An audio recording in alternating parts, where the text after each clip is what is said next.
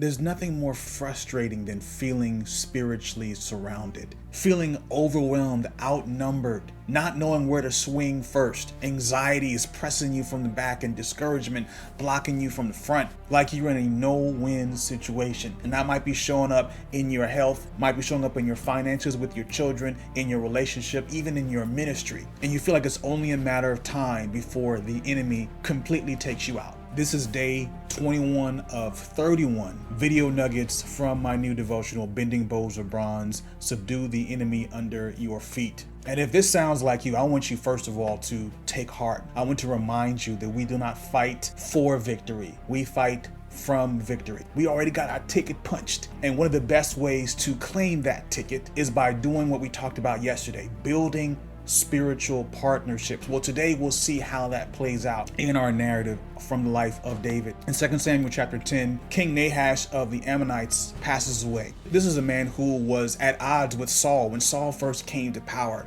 He defeated the Ammonites and he and Saul got into it. And I guess because the enemy of my enemy is my friend, Nahash helped out David when he was on the run from Saul. We don't see the narrative in the Bible, but it is referred to in 2 Samuel chapter 10. Well, he has passed away and his son Hanan has taken the throne. So David decides to send some ambassadors to Ammon to give his condolences. But when they get there, Hanan's servants are like, yo, don't think that they just came here to bring you a sympathy card. Like, they're here to spy out the land, which was probably the truth. Not that David was trying to attack them, but Ammonites were the enemies of Israel. And now that David is the king of Israel, he's got to see what the new king is talking about, because Nahash probably was going to leave him alone because of their prior relationship. But either way, because of what Hanan's servants tell him about the ambassadors, they mistreat them, shaves off half their beards, half their heads, cut off their garments at the hips, just complete embarrassment. Now David's upset, but before he can even respond, Ammon launches a preemptive strike by hiring some mercenaries from Syria to attack Israel from two sides. So Ammon on one side and the Syrians on the other. David's nephew and General Joab surveys the landscape, and it looks like a lose-lose situation. And so he calls his brother Abishai, who is another one of David's mighty men, and he decides to split their army into two, with Joab and his force attacking the Syrians and Abishai attacking the Ammonites. And here's what Joab says in 2 Samuel chapter 10 verses 11 and 12. If the Syrians are too strong for me, then you help me. But if the Ammonites are too strong for you, then I'll help you.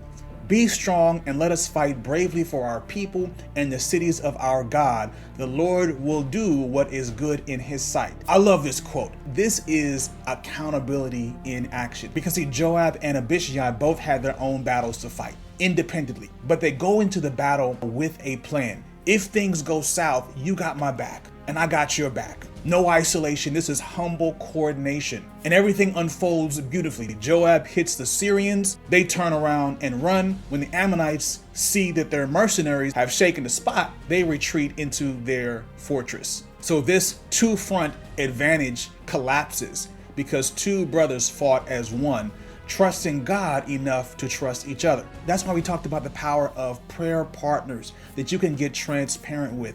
They can lift you up when you're down and you can lift them up when they're down. Because you're going to face some days like this. You might be facing it right now.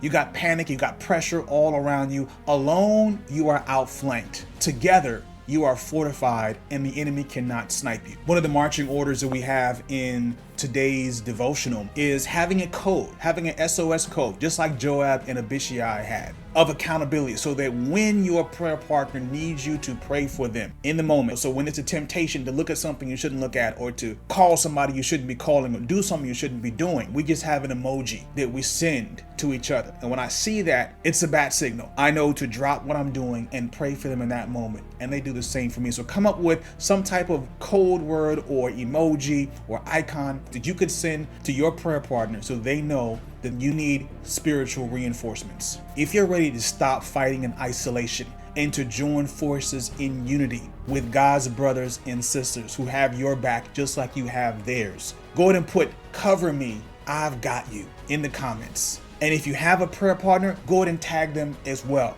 Call them out. Let's exhort, let's encourage, let's cover each other, let's build together for the glory of God. Make sure you've got your copy of Bending Bows of Bronze. subdue the enemy under your feet. Let's start this journey together. And tomorrow we look at another weapon that the enemy uses as a Trojan horse to cripple us from the inside. You don't want to miss this. I'll see you then.